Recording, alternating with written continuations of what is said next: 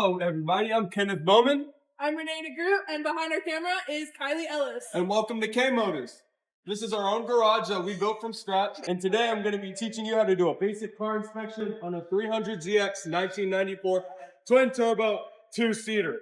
All right, before you start, the most important thing is materials. First, you're going to need safety glasses. It doesn't matter if you don't wear glasses or you wear glasses. It's very important. You're going to need a flashlight.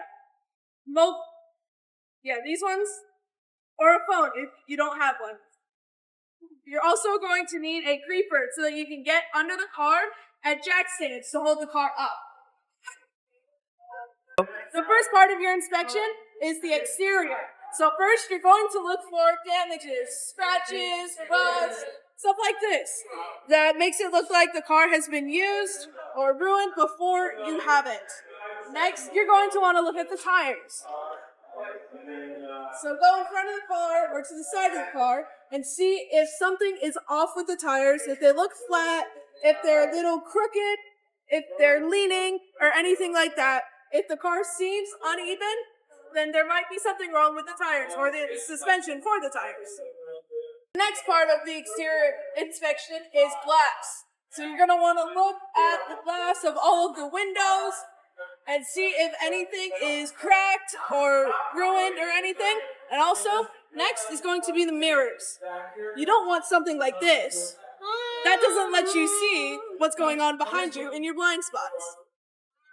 The next part of your inspection is lights. You want to make sure they work so that you're not driving dangerously out in the open. So first off is your regular lights. Next are your turn signals, which don't currently work in this vehicle. And then you want to do your high beams. Make sure they are bright. Oh my God, is that the 300? And then you want to do your fog lights. The next part is your wipers. You want to make sure they're working because if there's something falling on your windshield, you're able to wipe it away. In the back, you're going to want to check your brake lights. They don't currently work in this vehicle, but when you press them, they should light up to let the people behind you know that you are slowing down. The next part of your inspection is the engine bay. Obviously, first you want to start locating everything that you're going to need to check. So right here, we have our oil, which is the first thing you're going to check. This yellow dipstick, you're going to find a way to grab it, pull it out, check that top there to see if the oil is good. If it looks kind of darker or really light, then it's bad. And you want to make sure it doesn't go too high over the fill line. The next thing you're going to want to check is your coolant. There's going to be a cap that says coolant on it. You're going to want to... I tightened it, I think. Alright, you're going to want to open it up and check this dipstick to see if it's bad over the fill line, just like the oil. The next thing is your wiper fluid. Now, usually, the wiper fluid cap is going to be in the front on the engine bay, but in this car, it is in the back. So, just like your oil and coolant, you're going to pull out the dipstick and make sure that it's good. We don't have any wiper fluid in this car, so we can't show you that. But that is basically how you do it. The next thing you'll want to check is your brake fluid. Now be careful when you're checking your brake fluid because it's very hydroscopic, meaning it loves water.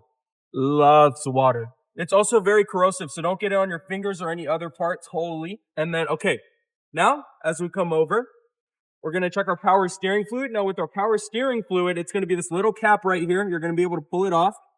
Now you want to make sure, if you want to get a look in there, you want to make sure that it's kind of up right here, but it's also not too full, up to here. When you're finally ready, you can come over here, which is where our transmission fluid is supposed to be. But since this is a donor car, we can't find the transmission fluid, so that's another thing that we gotta find. So now that we're done checking our engine bay, let's head under the car. So to get under the car, you're gonna need a creeper, and you're also gonna need a flashlight. So let's head under the car. Okay, so we're going under. And of course, I got my mighty flashlight. This is important to you. That's important. Okay, so underneath, we got the beautiful exhaust system that's going to end up going out. So it sounds great. Okay, then we got brake lines underneath. So these are brake lines. There's no leaks in any of the brake lines, so always check for leaks, especially on older cars. This car is 40 years old or 30 years old, somewhere around there. So this is going to be the fuel line. And the fuel line is going to go up to here and go into the engine. So that's good. And then also you're going to want to check if it has an all-wheel drive system, which it does not since it is a rear-wheel drive car. So we could scooch over here and look. And there's going to be nothing. So that's good. And then also look at the underbody. Is there any rust? There's some rough spots on here, but it still looks pretty good. Nothing worth worrying over.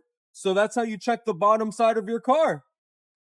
Thank you for visiting K Motors. Now you know how to inspect a car so that you know what's good, what's not. Have fun car hunting. I'll see you next time.